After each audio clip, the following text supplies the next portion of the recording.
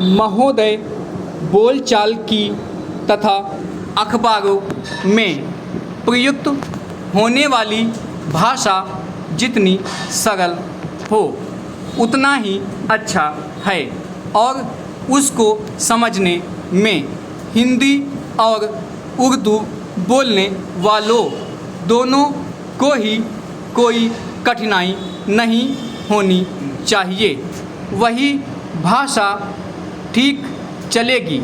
मैं उत्तर भारत के लोगों से जहाँ हिंदी अथवा हिंदुस्तानी बोली जाती है यही कहना चाहता हूँ कि यदि वे चाहते हैं कि हिंदी अथवा हिंदुस्तानी सारे भारतवर्ष में चले तो उनको अहिंदी भाषियों को अपने साथ लेने का प्रयास करना चाहिए, क्योंकि वे जिस भाषा को नहीं अपनाते वह सारे देश की भाषा नहीं हो सकती। कभी कभी अहिंदी भाषी भी हिंदी में लिखने का प्रयास करते हैं।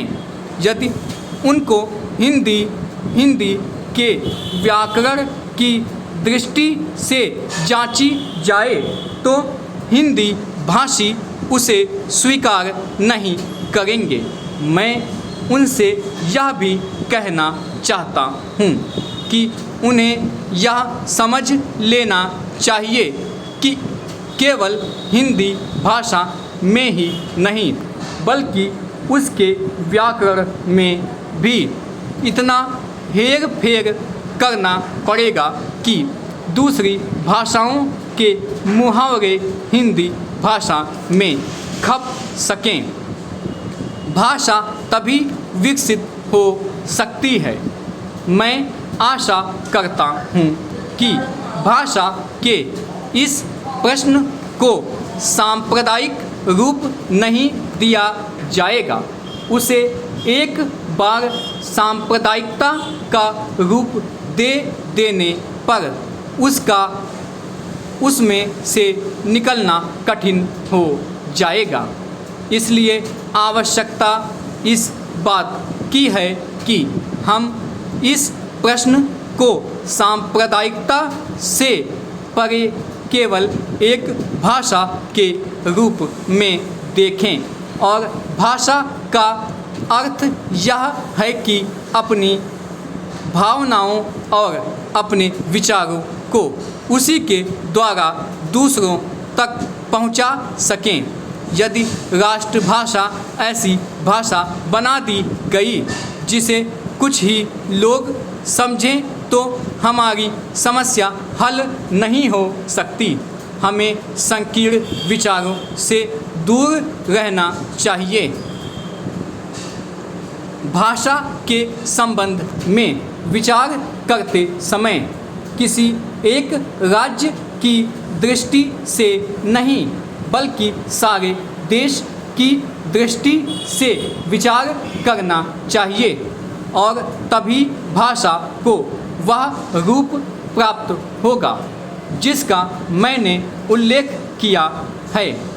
महात्मा गांधी देश में उस भाषा को चलाना चाहते थे जिसे वह कभी हिंदुस्तान अथवा कभी हिंदी कहते थे।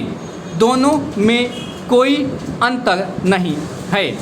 यदि ऐसी भाषा को जिसे सभी लोग समझ सकें हम हिंदी कहें या हिंदुस्तानी उसमें कोई अंतर नहीं। मैं नहीं समझ पाता कि इसमें झगड़े की क्या बात है। एक दूसरा झगड़ा लिपि के बारे में भी है। हिंदुस्तानी अरबी और नागरी दोनों लिपियों में लिखी जाती है।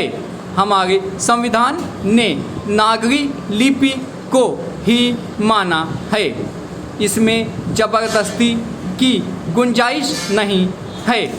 यह खुशी की बात है मगर हिंदुस्तान में जितने लोग बसते हैं हम उनके विचारों से अवगत होना चाहते हैं। यदि हम उनको समझना चाहते हैं तो हिंदुस्तान की जितनी लिपियां हैं उनको हमें सीखना होगा। दक्षिण वालों को हिंदी भाषा भाषियों से यही शिकायत रही है कि वे तो हिंदी सीखते हैं पर हिंदी वाले दक्षिण की भाषा कभी नहीं सीखते। उसी प्रकार उर्दू के अक्षर हम जाने और उर्दू की किताबों से अपना परिचय रखें तो उनसे हमारा संबंध और अधिक घनिष्ठ हो सकता है।